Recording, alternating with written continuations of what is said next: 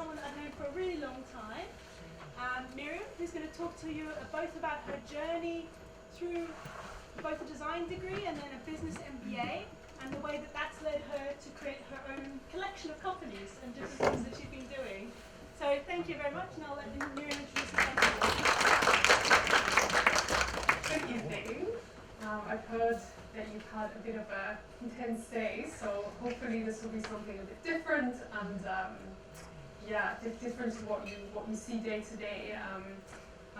So as Stacey said, I'll first talk a little bit about my background and kind of how I came to doing what I currently do. So I started off doing a design degree at Goldsmiths, and then after that went to M&C to do a master's in management.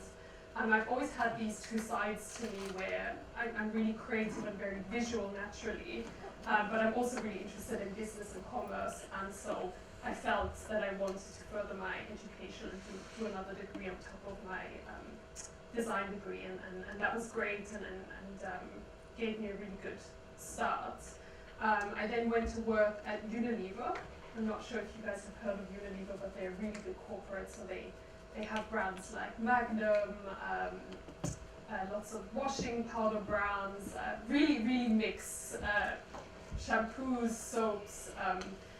They're basically a really big corporate, and I went to work there after uni and did their grad scheme, which I was really excited about because it's quite prestigious, it's quite a big company, and I was like, yes, this is what I'm gonna do, and I went to work there, and it was totally not for me. It was just not right for me. It was really corporate, and so I didn't stay there very long, and decided to go work for a smaller agency called Promise at the time, and they then changed name. They're now called C-Space, and I decided to work in the marketing consumer insights industry. So it's an agency that works with large brands, but more on the marketing and branding side, and it was a much better environment for me personally, because it was much more intimate. You really got to know the people in the company, and it was just a much more friendly environment. It felt like a better fit.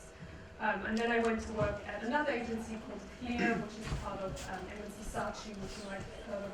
It's a big ad agency, and it was really a similar kind of role, working in brand strategy, working with big corporates again. So my clients were brands like Wagamama and NatWest, who else, Kellogg's, and advising these clients on things like brand strategy, innovation, brand positioning.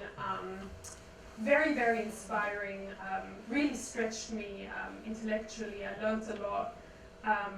So I worked at these agencies for a few years, and it gave me a really good grounding in terms of learning how to manage clients, learning a lot about brand strategy, was really good. But then I think after a few years, I was starting to miss that creative side. As I mentioned, I've got these two sides in me, and I was really missing the design side. And I thought, what if I can apply my what I've learned in terms of brand strategy to design? And so that's when I went to start T & Frost, which is a branding agency. And so I basically went to combine strategy and design, and I've been working on that for about 4 years now. My clients really vary. Some of them are startups. I've worked with a sports brand. I've worked with boutique hotels. Worked with a coffee brand. Really mixed, but it's usually working in close relationship with designers, copywriters, web developers, whatever's needed for a project, and then I bring my strategy experience to that. And I thought I would just share a couple of projects that I worked on while running my own agency, just so you get a bit of an idea. So this company is called AudioReps. They're actually one of my first clients, and they've actually been the largest company that I've worked with on my own agency. So they've got over 60 offices around the world, and we did a big rebrand and website project for them. The second example is a company called Charisma. They're an influencer marketing platform, which is a really long word, or long string of words, I guess. And that was really cool project to work on because they were a fairly young tech company, very open to us bringing our own ideas and just a very inspiring, fast-growing company. And we did their brand identity, so everything from the logo to the color palette to the photography style, and then applied that to lots of collateral, so their business cards, a lot of their reports and presentations, sales decks, and I still continue to work with them today, so they're an ongoing client. And a third project for a company called HLC based up in Leeds. They're an interior, sort of an interior agency, and they work specifically with hotels, so they supply hotels with furniture, with furnitures and designs. And that was also a brand identity project, really, really interesting to work on. And so, you know, when I reflect, it's been an amazing 4 years. It's been really challenging. I had a business partner at one point, and then we fell out, and that didn't work out. I've done lots of pitches. Some of them I won, many of them I didn't. So I've had to learn how to pitch. I've had to learn how to persuade clients to work with me.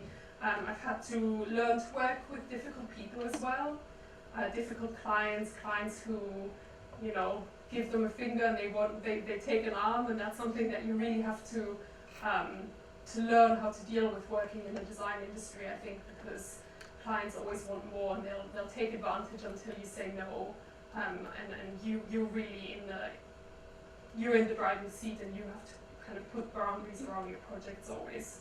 So that's something I've had to learn, and when to stand firm and when not to. So when to argue a point and when not. And so I continue to learn, and I'm still learning, and I continue to do branding projects for clients. I'm currently working with a boutique hotel company based in West London, for example. And I enjoy that kind of work, but I think for quite some time I've had this itch to run my own brand, because I'm always consulting for clients, I'm always advising clients, and I think I got to a point where I was like, well, what if I could actually be the client and actually run the projects myself for my own brand? And so, introducing Undercover. So this is a brand that I launched last May. What is it? So Undercover is a bed linen brand. Why bed linen? It might seem super random, and it is a bit random, and I think when I initially told my friends and my family about it, they all made really strange faces. They were all like, what, did I hear you right? Bed linen? Like, why would you go from doing branding work and strategy, which is so inspiring and interesting and, you know, creative, to something so drab as bed linen? Why would you move into that? But for me, it was crystal clear. This is the White Company. Who of you knows the White Company? You heard of the brand? So most people do. So it's a really successful brand in the UK. They make bed linen, towels, some clothes as well, and their quality is fairly good. But the design is quite old-fashioned, quite straightforward, just always white, very plain, and if you ask me, a little bit boring. And this is kind of a problem that I saw in this whole category, is that products were either really low quality or they had a really dated aesthetic. So they were really boring and old-fashioned often. And and if they weren't, then they were often really low quality, really scratchy, bad materials. And there was also a massive lack of transparency. So, you know, maybe the label would say where it was made, but you wouldn't know under what conditions, you wouldn't know kind of what went into it. The brands would never tell you anything about the supply chain. And it's a category that's also plagued by by low brand loyalty. So most of us, we don't really care. We go to John Lewis, maybe we go to the White Company, we go to IKEA, to Primark. We don't really care. And I found that astonishing, given that we spend how many hours in bed? I mean, a third of our lives. And it's a product that touches our skin for maybe 8 hours every day. And I found it astonishing that there was just this, massive gap between quality and aesthetics. So what I set out to do was to launch a company with a nice and contemporary aesthetic and good quality, as well as strong ethical standards. So Undercover is made in Portugal. It's made in a factory that's been making home textiles and bed linen for 70 years, and the factory is still family owned. And I actually went there in September, and you can see these are some of the workers, and show you a little video.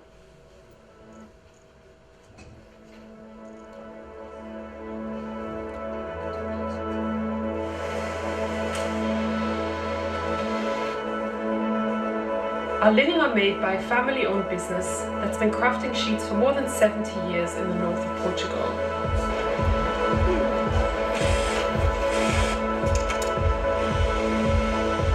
An area known around the world for its expertise in textile production.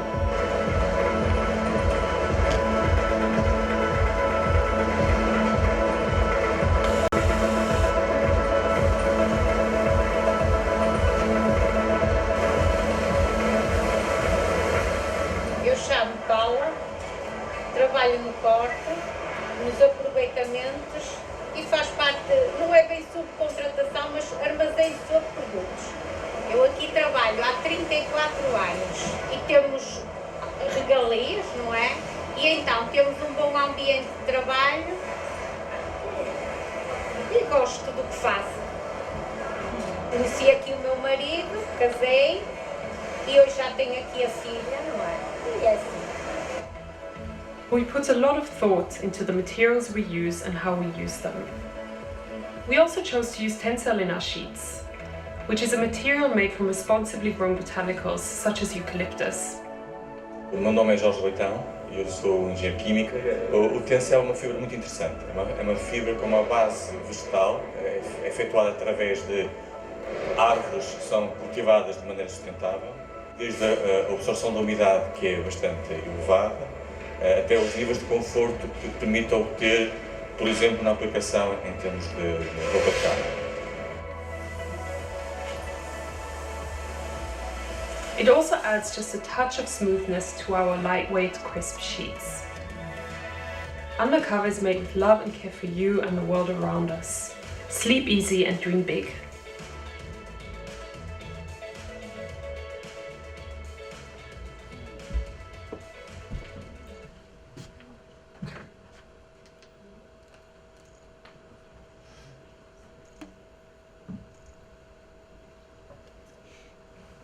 Does anybody know how many liters of water it takes to grow the cotton that's needed for the plain t-shirts? Take a guess. 30? 100? 50? 2,700. Yeah, and it's an awful truth that I think a lot of people don't realize, and that's just the water that's used. If you think about the pesticides that are needed to grow cotton, and the pollution that results from dyeing cotton, it's actually a real environmental catastrophe. And so when I set up Undercover, I decided that I'd like to see if there's an alternative that can be used to cotton. And so our sheets are made from 50% cotton, so we still have to use cotton, but we also use a material called tencel, which was mentioned in the video. And it's an amazing fiber, which is made from tree fibers. So things like eucalyptus, birch, different trees, and it's considered one of the most eco-friendly materials out there. And not just that, it's temperature regulating, which is amazing in the bed, so it doesn't make you too hot or too cold. It is super soft. It's softer than Egyptian cotton. It's amazing. It's very durable and it's also really breathable. So it's now used in some sports brands. It's also used in underwear a little bit, and we're one of the first companies to use it in bedding in the UK. And fashion is using it more and more as well. So H&M have started using it more in their clothes, some high-end fashion brands as well, but it's still by and large a niche product, but growing quite quickly. And the reason why it's way more eco-friendly than cotton, as I said, cotton uses a lot of water, whereas tencel comes from trees that don't have to be irrigated. So they just take the water that rains, and then they grow. They don't need pesticides. Cotton needs a fortune of pesticides and insecticides, whereas tencel doesn't need any of that because the trees just grow anyway, and they all come from managed plantations. So yeah, it's all FSC certified wood, etc. And then also the production of the tencel is what's called closed loop. So means any chemicals that are needed to break down that really rough wood into a soft fiber, they get recycled in the process. So no chemicals leave the environment, which is amazing. We've been off to a really good start. So as I said, I launched Undercover in May, and we've had some really amazing press. You know, we were in the Sunday Times this weekend. We've been in the Telegraph, in Elle Decoration, in various interior magazines like Living, etc. And we've had some really nice things said about us. We've also had a few bloggers do nice write-ups. So yeah, I mean, from that perspective, I'm super happy. We also exhibited at Design Junction. I don't know if you've heard of Design Junction. It's part of Design Week. Anybody heard of Design Junction? It's a really, really nice exhibition. You guys should go in September. So London Design Week is always on in September for a week, and that's one of the exhibitions there. So I took out a stand back in September, and it was really, really good for the brand. I got a lot of kind of recognition and brand awareness out of that, and contacts.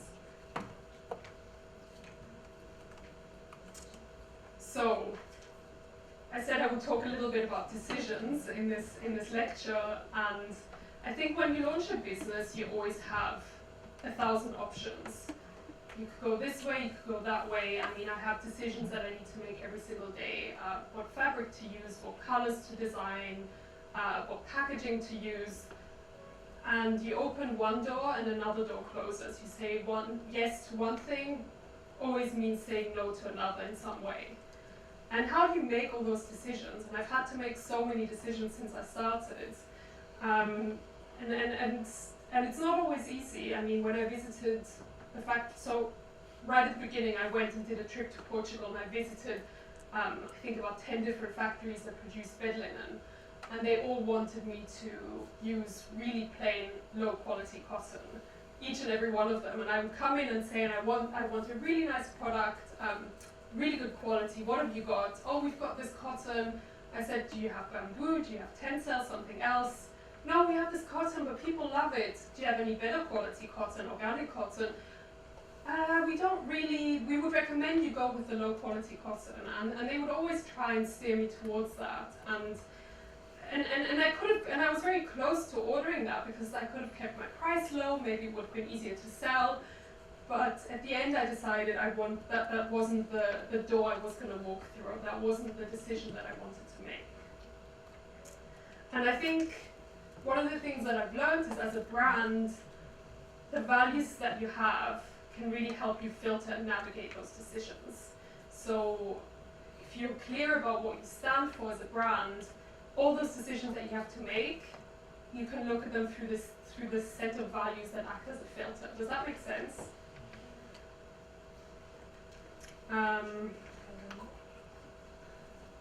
Who has heard of Patagonia? Right? Quite a few. So they're an outdoor sports brand, and they're really an incredible brand. This is their mission statement: build the best product, cause no unnecessary harm, use business to inspire, and implement solutions to the environmental crisis. These are some of their initiatives. So 1% of sales go to grassroots green groups. They have more fair trade certified styles than any other apparel brand. And they use materials like hemp and tencel and recycled fibers a lot. So if you look at their website and look through their products, they really use a fortune of these innovative materials. And they've actually been using organic cotton since '96, only organic cotton, so all cotton they use is organic. And finally, they have this company policy that when the surf is up, which means when there's good waves, people can just go surfing. And I mean, that might seem like a bit of a silly point, but I think to me what that says is they've got a strong set of values that extend beyond their products and what they do and what they say about themselves, but they extend into their organizational culture, which I think is so important. And was one of the things that I learned when I worked in branding is you can't just strap on a slogan and that's it. It's about how you live your values as a company. Because it creates a culture of autonomy and free thinking and yeah. So what are some of the values that I've tried to introduce at Undercover? And bearing in mind it's still a young company and I'm still evolving and learning. Here are some of the values that I believe in. First, seek out better. Better for you, better for the planet, better design. I always try to push the boundaries and try and see what else is. How can we do things better? And I don't really care how my competitors do it. Very often people will be like, oh, but the Y company or John Lewis, they always do it this way, and I'm like, but they're a big company, and how can I do it better? No nasties. So no plastic. All of the packaging that we use is plastic free. So they come in these drawstring bags. The postal bags are made from paper. All the paper that we use is recycled paper. Also, the products are Ecotech certified, which means they contain no harmful chemicals. So things like that. And again, this is the filter that I'm talking about. So, when I decide what packaging to make, I know that it has to be plastic free because those are the values of the brand, and that helps me make that decision. Number 3, be transparent. Show where it's made, show the people behind the business. You saw the video before, so that's an example. We've got more videos like that. We've got lots of pictures of people that work there, and then I also try to show up on social media sometimes myself, although that's still a bit tricky because I'm a bit camera shy, but I'm working on it. And number 4 is high standards, because I do think that the small details are what matters, especially when it's a premium product, it's not cheap. And offering first-class service, so people order products and they receive them on the next working day. And strong creative execution is the other thing that I think is really important. So right from the get-go, we invested in really good photo shoots. So professional photographers, nice settings, invested in having a stylist. And for such a small brand, that's quite unusual. To invest in something like that from the beginning, but I just knew that good photography was going to be key, because I wouldn't have had all this press had I not had such good, strong photography, I don't think. And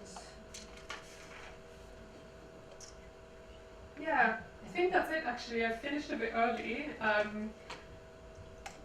This is the Instagram, this is the website, so feel free to have a look and see what it's all about.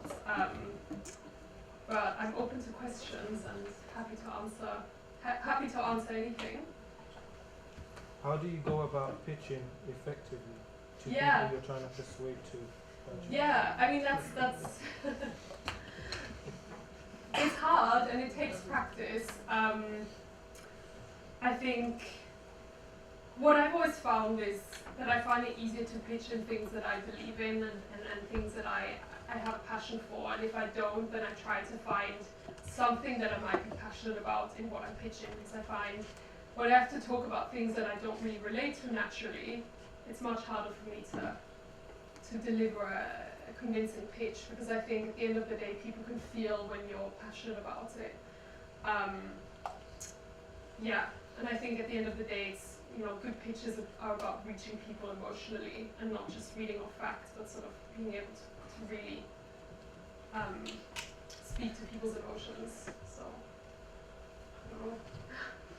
So you mentioned that you've got quite strong values with ethics and sustainability. I was wondering, how do you go about, like, with other clients other than just your brand? Do you continue those values? And if so, like, what kind of struggles do you have with that? Yeah, I mean it's a really good question, and I mean I've always said there's certain clients that I would never ever work with personally, tobacco and, you know, gambling, that sort of thing. I mean my clients, as I said, like hotels, interior design agencies, it's not really, I mean, I advise them on branding this. Trying to think how else that plays out there. I mean, I think I always try to make sure people are paid fairly, you know, when I hire designers or other, you know, freelancers, people that I work with, I always respect that people need to make a living and that people should be working fair hours. So I think that's how it, I guess, it manifests itself too. So as someone personally with like a high ethical standard, what would you suggest in terms of advice for entering the industry and having to tackle such briefs that maybe breach? Yeah, and I think it is a huge problem with, you know, in design where, and people don't necessarily think they're breaching, you know, that they're being unethical, but they don't realize what's required in design sometimes and how much it takes to get to good design in terms of labor. I think at the beginning it is probably a bit harder because you have to build up a portfolio and you have to be willing to sacrifice a little bit. So I think, you know, it wouldn't be, the first few years when you start out, I wouldn't be too proud in terms of, you know, showing up and showing that you can do it and working extra hours. I mean, I did that too. But I think you get to a point, you know, a few years into your career where you're like, actually, you know, no, I don't need to be doing this for free, or no, I don't need to, you know, and it is hard, especially when there's money on the table. I think that's what I've always found, you know, there's a project that might be worth, you know, £5,000, £10,000, and saying no to that can be really hard, but at the end of the day, like I've had this client now that I did a project with originally about a year ago, and they've always paid me late, every time. And they wanted to do a second project with me last summer, and I said to them, I'm willing to do it, but only under these conditions. You have to pay X up front, and then within 14 days, the rest. And they were completely not willing to accept that, walked away from the project. In February, they kind of came knocking. They had a bad experience with another agency. They were desperate to work with me again. And so I think sometimes having strong boundaries and saying like, no, I'm not going to do that, it can work in your favor. Now they're happy to work under my conditions. So I gain respect through that, I guess. I really respect your sort of environmental and ethical values, and also your values of quality, because there's nothing worse than sweaty sheets. Yeah. But I'm just interested, why should sheets be interesting? Why should sheets be interesting? Yeah. Because I think we spend so much time in them, and Aren't we sleeping? huh? Aren't we sleeping? Well, we might be doing many different things. Yeah, but it's true. I mean, you fall asleep in them, you wake up in them, you spend your weekends in them. And you know what, I appreciate there's different people, and I have had people tell me, look, I'm more than happy with my IKEA sheets, and I'm not gonna ever persuade that customer. because that's good enough for them. But I think there's a big enough market out there of people that do appreciate something better and want something better. So I think that overall, it's not necessarily where we sleep or how much time we spend on something, but I have an interest in the way of diversifying the whole idea of using something, making something, or talking about something with so much passion about it. So I don't know if it's a question or an observation. You can take it the way you want. We talk about bedsheets and at the same time you're talking about human beings. And I want to know a bit about the process. Like we talk about the people behind the scene and the people that in front of the counter selling the product. But at the same time we're talking about our own experiences by sleeping or using the product. So how do you consider these kind of people? Are they the same people? Are they different? Or what do we take into account when we are thinking about it? I think I have a follow-on question from that. Like, in terms of your strategy and your planning for your new brand, did you build any kind of plan or network, like in terms of understanding the different elements of the system? Because obviously you thought very detailedly about everything through the product supply chain, and not having worked in products prior, how did you begin that strategizing and moving into that sector? yeah, and yeah, I mean it is hard, and especially being an online business, I don't really meet my customers, and that is a challenge. And I try to get as much feedback from customers as I can. Whenever they order it, I try to find out why did you buy it? Was it the design? Was it the quality? What spoke to you? And yeah, I mean, all I can say is so far the feedback on the product has been like really, really good. People love the quality of the fabric and the design. And I try to get more out of people, try to get them to tell me what they don't like, but that's hard because I'm trying to improve. I think understanding your customer is really important, and I think understanding what they want and don't want is really important. It's super hard when you're a small online brand, and that's, I've done some pop-ups and things like that, and I always get to interact with people during that, but that's definitely a challenge. Yeah, I guess before I launched, I did a lot of online research. I spoke to a lot of people, I did surveys, I went into stores,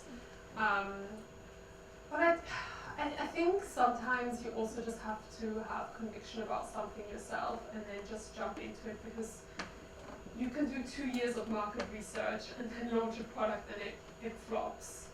And I actually don't think businesses are necessarily a failure or success from the first day. I think it can be a huge success from the first day, but more often than not, it's about launching something small, starting small and developing it over time and kind of seeing which direction you have to move it towards, because I think a lot of successful companies are not born on day one.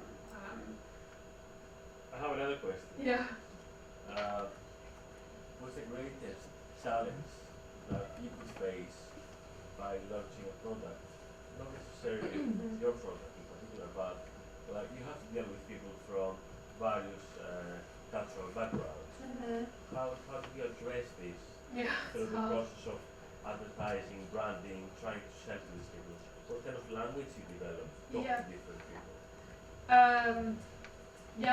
That's a good question. I mean, I think as a brand, you should always aim to, you need to know what you stand for, and then, I try to develop a certain tone of voice, and I worked with a copywriter on that a little bit as well.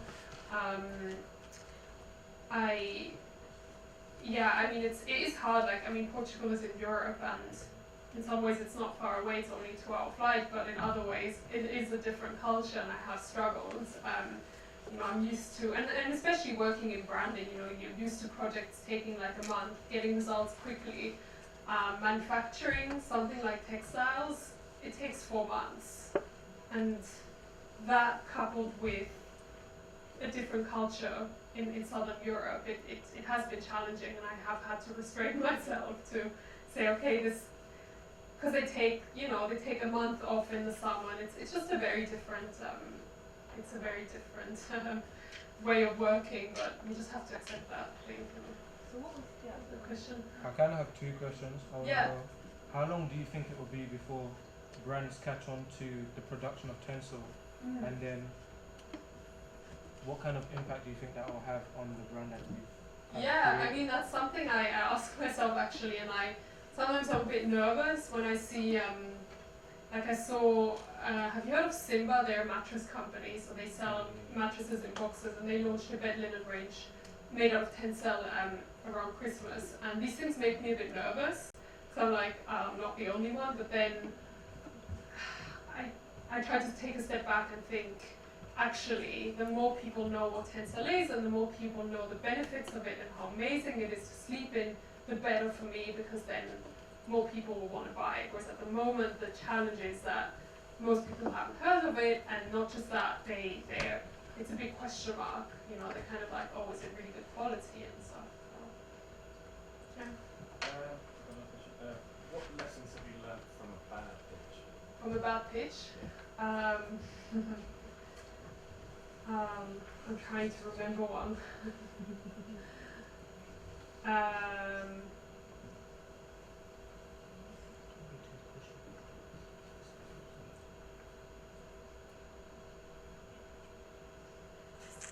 Or a good pitch? Well, I remember there was also a point where you said, so there was a point, because we've known each other for a long time, there was a point where you said, I'm no longer pitching for free.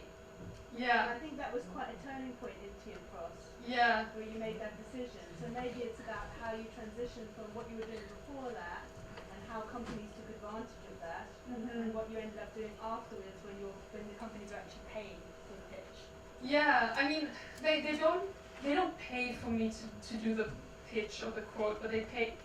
I think what the challenge was is that I would have companies that would be like, well, we want to see some mock-ups before we pay you to do the work. Like I had a couple of clients like that. They just be like, oh, can you just do a few mock-ups for us? And you know, I did that a couple of times, and then I got to a point where I was like, actually, I've got a good portfolio, and either you believe that I'm going to be able to do a good job here, or you don't. I think one of the big lessons is when you question yourself, or you kind of doubt your own abilities, the client can see it. And this isn't, and you can't fake that, but it is about kind of channeling your own passion in some way, and finding a passion for what the client does and showing a real interest. I find that really important. So whatever their business is, if you can show that you really care about what they about their industry and their competitors, and you can show that deep passion, that's really convincing. And I think sometimes that's more important than your portfolio even. So doing research about their industry, maybe bringing a few examples and saying, oh, look, I've researched some of your competitors, isn't this inspiring? Or look, there's an opportunity because no one's really done X, Y, or Z. Why don't we work on something like that? Yeah. Have you ever considered, because you said you work with a lot of small hotels, has there ever been any interest from them to partner with your new company? And like, in general, how are companies like hotels starting to look at new materials like this? Yeah, it's a good question. I only launched this in May, and so I currently work with a hotel company, but the other hotel clients that I worked with, I didn't have that business yet. They generally have a lot of operational constraints, so they have to wash things at 60 or 90 degrees. They often just want pure white. And I think the product isn't completely suitable for what they need. It's more for private use. I think there's definitely an opportunity for them to start using Tencel, but there's kind of a whole industry that exists around towels and bed linen for hotels, and I kind of decided that I wanted to focus on the end consumer I think being focused is really important as a small brand. Otherwise, What's the washable degree then? 40. 40. Can I ask another one? Yeah. I think it's really interesting because I think as students, and you guys have felt that recently, the time management and the overlapping of projects is quite challenging sometimes. So how do you manage your two quite large companies together when you have a very small team of people and you're kind of one client might overlap with another client and you've got big, how do you manage all that? You have to be super organized. Like, everything's in my Google Calendar to the nth degree. And I think I've had to learn to really say no to things in some ways and really think about whether I have the resources to do something or not, because I think I got to a point in September where I was like, I'm gonna burn out because I was taking on too much. I think being super organized, but then also just knowing where to focus your energy, because it's very easy to, if someone will give me a suggestion, be like, why don't you do this on Instagram or this marketing thing? I'll be like, oh, that's a great idea. And then before you know it, you spend 3 days designing different things and making it all happen, and then you're like, actually, was that really necessary? And it took 3 days of my time. So it's also about being really focused on things things you do. So you started up TM Frost.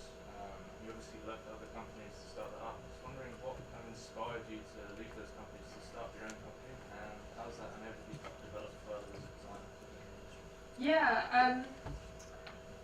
I think because I worked as a strategist, I hadn't really worked as a designer in those agencies, and I was missing the creative aspect of it. I could have gone to work in a design agency, I guess, but I was just itching to do something myself. I was just itching to see if I could make it work. There's another issue with working in agencies is, and I experienced that, is you can very easily get stuck on a project. I had this twice where a project that was meant to take 2 months ended up taking 9 months, and then before you know it, you spent 9 months doing work for an investment company, a sector that I'm just not that interested in. And I think when you're your own boss, you can navigate these things a lot better, decide what industries to focus on, etc. What was the second question? How have I? How's that enabled you to develop yourself further? What you learned more than you did within other industries? I think definitely the business side of it. So negotiation, setting boundaries, pitching, convincing people. I think those things I wouldn't have learned as easily working in a big agency. So just raw business skills, really. Because there's a lot of that. You always work with different suppliers. You have, freelancers, the factory that I work with now, there's these raw business skills that I picked up. I think it's really interesting. One thing that you missed off there that you presented last time was that you actually worked with Ogilvy for a little while before that. It was an internship. That was an internship, yeah. So Ogilvy, Yeah, they're a big ad agency, and I worked in their branding. They had a sort of branding and packaging agency that I worked in, and it's almost been that each company you work for, there's been something unsatisfactory. So it's like each time you work for a new company, you're like after, you're like, oh my god, I've got this new amazing job. Oh, I hate it after you. Yeah. And then it's like, it's like the push to do something different. Yeah. I had a very unsettling time in my 20s, and it was hard. I think part of it was because we were coming out of the recession. I think those were difficult times.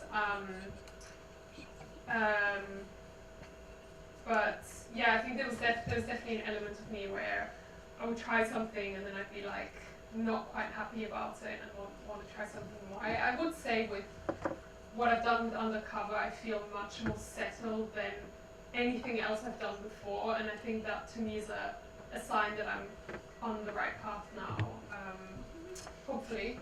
We'll see what I say in a year's time, but I mean, I launched it a year ago, but to be honest, I've been working on Undercover for 2 years now, so, and it still gives me energy, and I still feel really passionate about it, so it's a good sign. Yeah, I think, go on. Yeah, it might be a boring topic, but do you know how Brexit might affect your company? Yeah, it's